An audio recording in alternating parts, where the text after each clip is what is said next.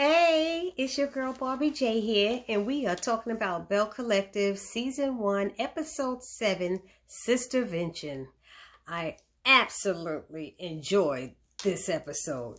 It was probably one of the best I've seen thus far of Belle Collective. It touched upon a lot of things. I got to see a lot of different sides of the characters, which I had not recognized before or seen before. I saw that sensitive side of Latrice caring about somebody else other than herself, and Letitia finally standing up to people. And I don't know, I really enjoyed it, and we're going to get into the recap. First, I want to give a shout out to the people who've been holding down my channel.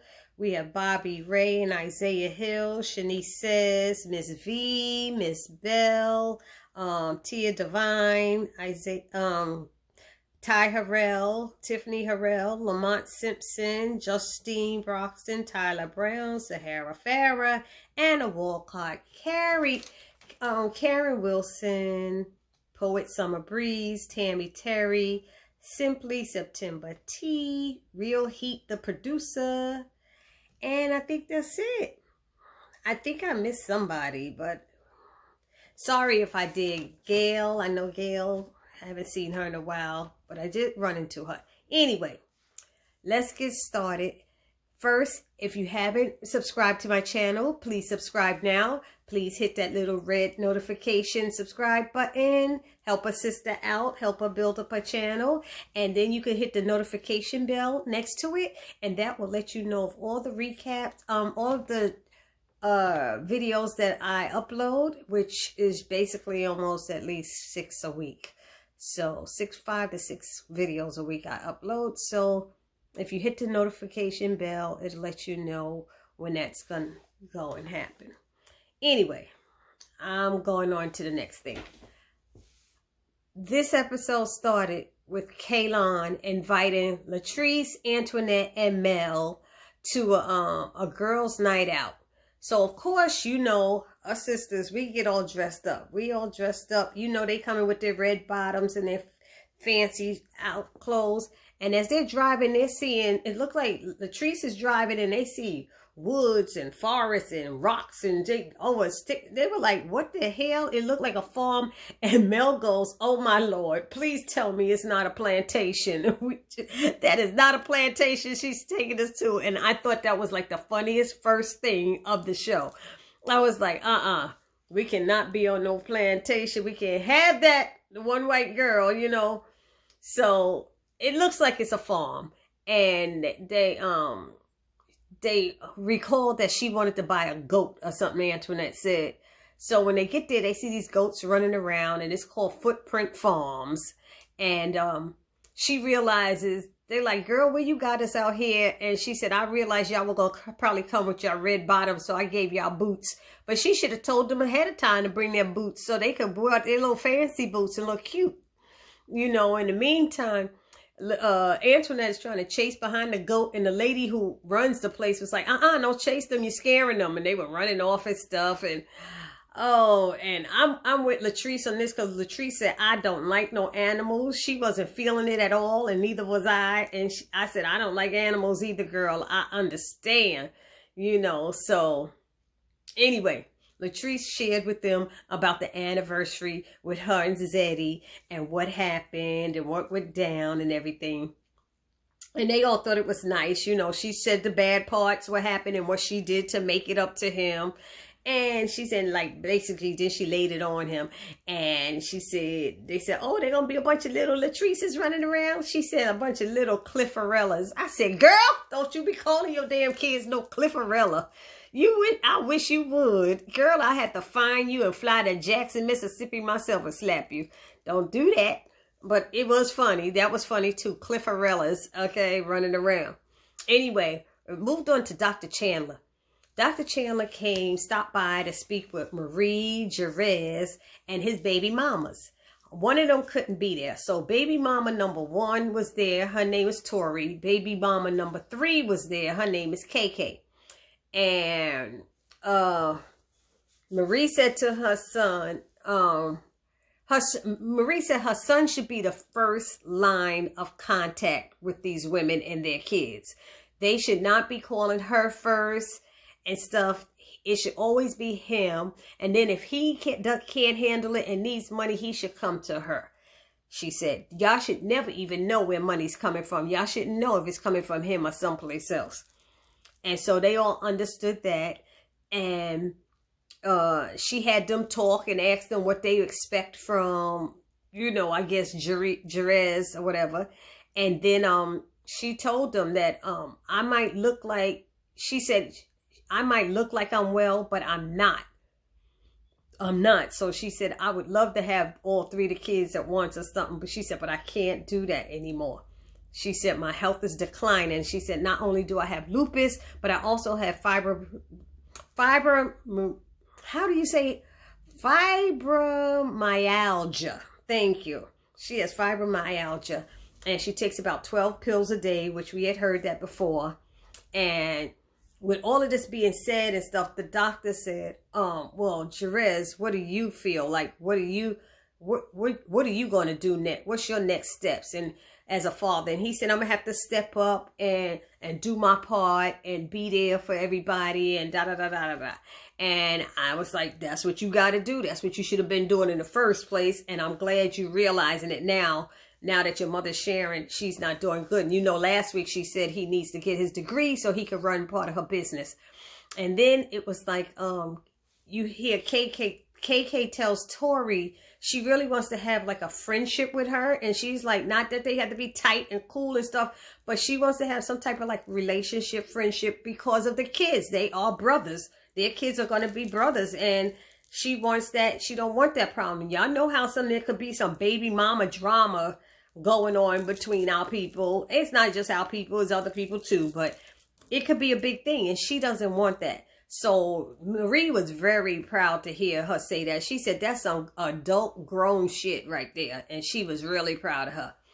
Then it went to Antoinette, who she went on a date and met up with a guy she met in Ghana named David. Once she got divorced, she went on a trip to Ghana and she ran into this guy and he was divorced as well, I believe she said. And so she invited him to come back. Oh, he lives in Seattle.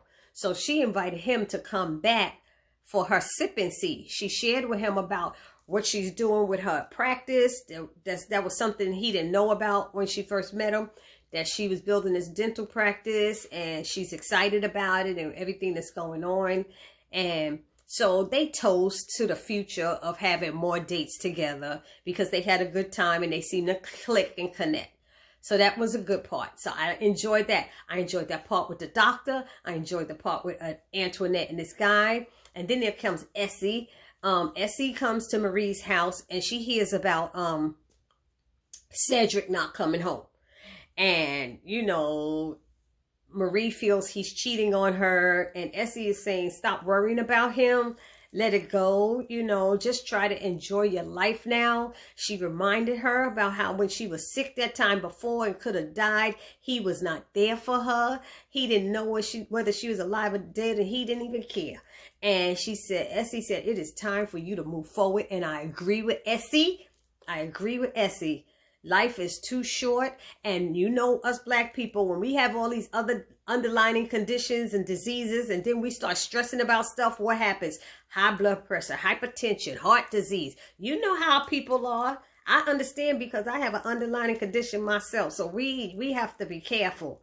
So I agree with Essie. Move on. Let it go. And it looks like next week she's going to be throwing his shit out anyway. So she might as well. Anyway, Dennis, Letitia, and Tambra are back at City Hall to meet with Councilman Stamps. And she wants to apologize to him for what went down at the brunch and everything that happened. And I know she was scared. And she said I need to apologize about the ratchet behavior that went down at the brunch. So anyway, so she's been calling and emailing, she said, because she still had this interest in Ferris Street and no one's been getting back to her. So she felt that the councilman could help her. And so she let him know she was having a hard time getting into the building and being able to see and take measurements and get her idea together. And he was like, he asked her, how did the rest of the brunch go? And she said, I want to apologize to you and blah, blah, blah. And he shared the reason he left is because he never wants to be involved in anything that make him look bad, or the city or council or whatever. And so that's why he left and removed himself. But he said Jackson is a big little town. So everybody was talking. He said there was some derogatory negative talk about her brunch that spread around. And he said he himself thought about backing out as well. But there was 2 reasons he didn't. And one was because he gave his word that he would help her with it. And 2 was because of Tambra. And if you remember, Tambra is his cousin, I believe. So, and they said he's known for helping out small businesses. And then Tamara also let her cousin know, let the city councilman know that this had never happened before. She had been doing these brunches for 5 years and nothing like this had ever happened. So she vouched for Letitia's brunches and stuff. So he knew she was a good person. Then it went to, Then it went to, what was it? Tamara having her second date with Damon. And he gave her, when she came into the restaurant, there was a pink rose at the desk, when she said, I'm here to see such and such. She said, are you Tambra? And he gave her a pink rose. And she was like, ooh. And they showed it to the seat where he had another dozen pink roses laying on the table. So she said, so he's been paying attention when I was talking about, romance and things like that. So she was like, I could see myself with him in the future. So she shared with him what happened, how she's been trying to get these girls together, and and what she's been up to with these ladies. And I guess that was about 5 minutes. So she said because she cares so much, she's going to have a Sistervention. And she shared that with him. And he said, okay, with all of that, how are you doing? He wanted to know how she was doing. And she shared with him what the doctor said at her fibroid appointment. And that she may have to have another surgery or something. And, because they came back. And she's really thinking about having a family now and stuff like that. And he was rubbing her hand and saying, I'm here for you. And he offered his help. He said, if there's anything I could do anyway, I would love to, And I was like, oh, he was just rubbing her hand. I said, that was so romantic and sweet. I was just liking that whole scene and how it was set up. It wasn't no big fancy place, but it was just nice, just perfect. So I enjoyed that scene. I was like, this episode is really... It's resonating in my spirit. I was enjoying it. Then there's Tambra's house. There at Tambra's house, she had the Sistervention to help clear the air because it was affecting Letitia's vision for Farris Street. So she got the people who were seen to be the trouble, which was she got Mel, she got Letitia, and she got Antoinette together. Okay. So she had them come before Letitia arrived. And Antoinette stood up and said, well, part of the issue is 2 of my friends, we've been to these brunches, and this is what happened, and they got their feelings hurt, and they were, attacked or whatever she said. And I'm sitting there going, really? Y'all only been to 2 brunches. 2. Tambra Cherie says she's been throwing these brunches for 5 years. She's been hosting them for 5 years. So y'all only been to 2 of them. And y'all trying to make it that the common denominator is Marie, that she's the trouble. But if Marie and Letitia are tight like this, if they tight like this, Marie has been to all of Letitia's brunches that Tambra has hosted. Meaning, the common denominator with the problem right now is Antoinette. Because Antoinette came with Latrice and there was a problem. Antoinette came with Kaylin and it was a problem. So it seems to be them who's the problem. And Mel only came to the second one where Kaylin came to. Mel was at that one too. So their spirits might be, their energy might be the wrong one that's connecting with Marie. Let's go back there and check it. I mean, Tambra came in there and made that all black brunch. Antoinette invited her to an all black brunch for what? And then she tried to make it about her because she couldn't handle hearing black people say they was treated badly by white people. Let's be real.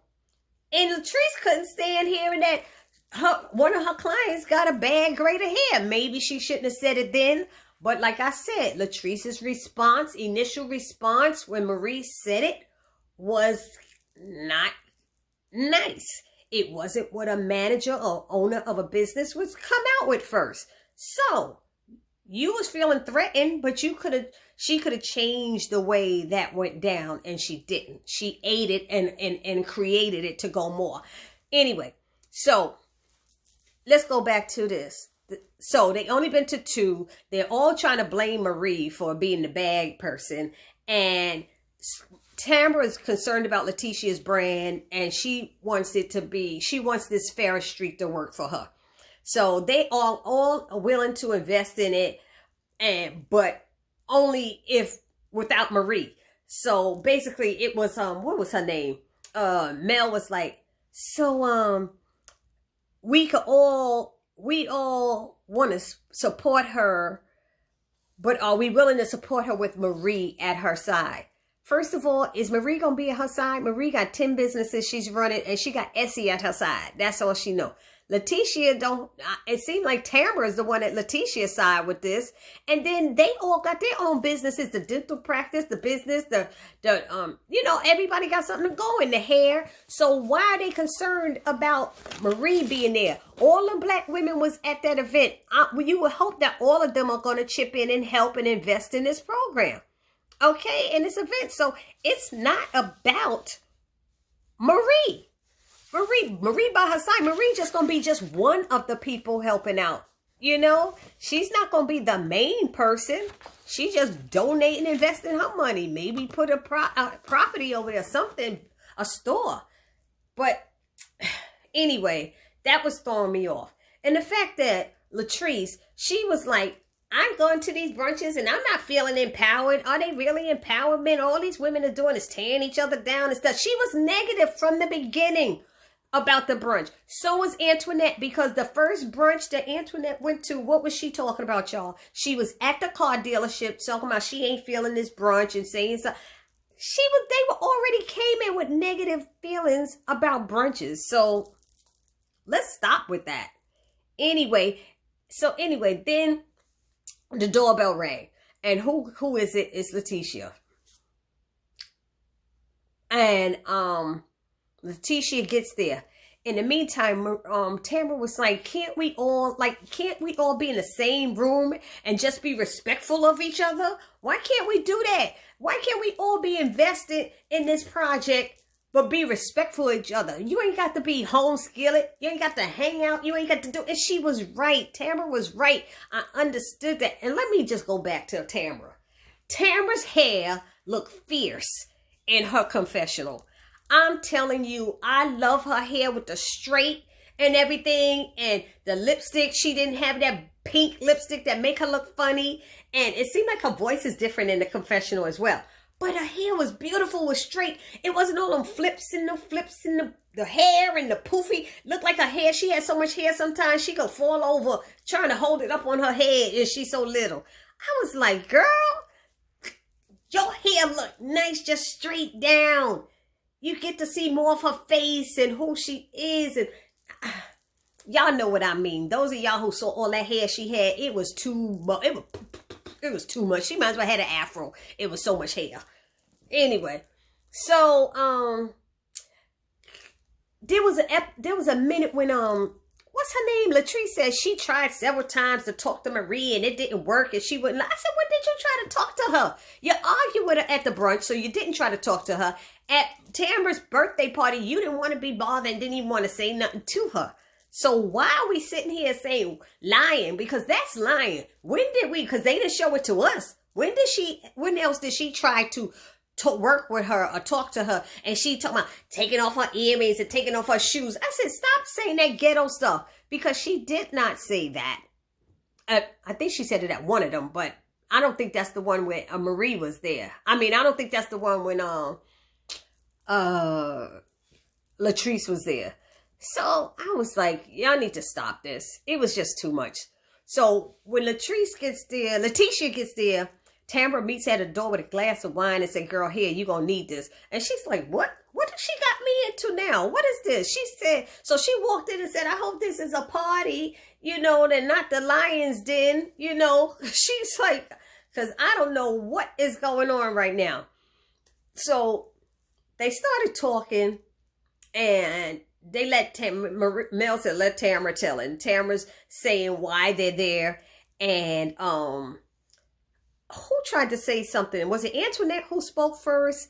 And Letitia said, she schooled Antoinette and said, first of all, you know, the way it came back to me is you were trying to tear me down at your sage and champagne, and y'all were trying to make it look like it was me that, and with all this shade y'all was giving and stuff. I said, oh, I said, okay, here's the side of Letitia I want to hear come out. Letitia was laying it down, you know, and she basically told him, and then, you know, who was it? Was it, Antoinette who told, no, it was Latrice who spoke and said something. Latrice said something, and she was like, but she's a mean girl and all this stuff. And she was like, we ain't gonna go there. Y'all not gonna be talking about my girl. She not here to defend herself. And Dave kept saying, you know, that's her friend and she always gonna defend her even though she wrong and stuff. And she was like, she wasn't always wrong.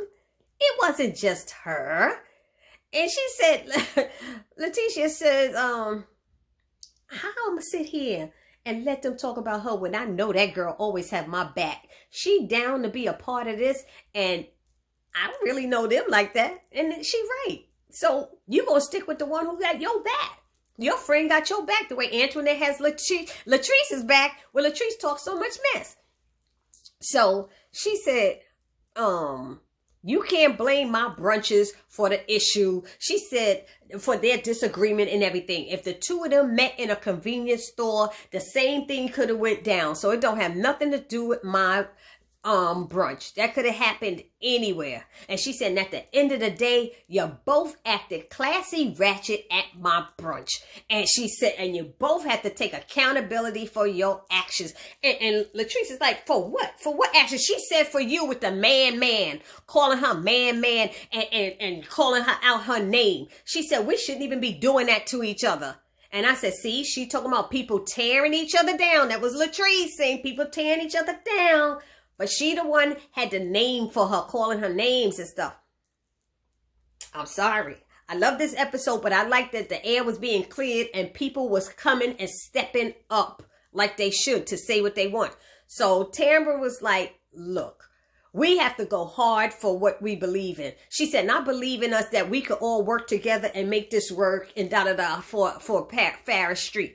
And, Antoinette wasn't feeling that. She didn't think it was going to work. And she was like, but, you know, it's not about staying out of other people's business, because Antoinette kept telling you need to stay out of other people's business. She said, it's not about staying out of other people's business. It's about us all working together, you know, working together, going hard and for what you believe in. So Tamara and Antoinette get into it and back and forth, and Antoinette was not trying to hear it. She doesn't believe in the kumbaya and people could work together. That's the part. That negative part is bad. You should all be able to work together. So the sister intervention turned into an argument because they were like, we all supposed to be black women supporting each other. And Tisha and got into an argument big time. I'm sorry. I have to stop. Wait. Letitia said, the sister intervention for me turned out to be an sister intervention for them. She said, I'm just going to sit back and sip my wine. And that's what she did, and watch them argue and stuff. It was so funny until her and Latrice tried to get up in between them. And that's when Antoinette realized she was wrong, the way she was behaving. She finally apologized because she had Tamara like, and then Tamara was going in. I was like, okay, I never saw this side of Tamara either. So everybody was out of character for me, and I was loving it.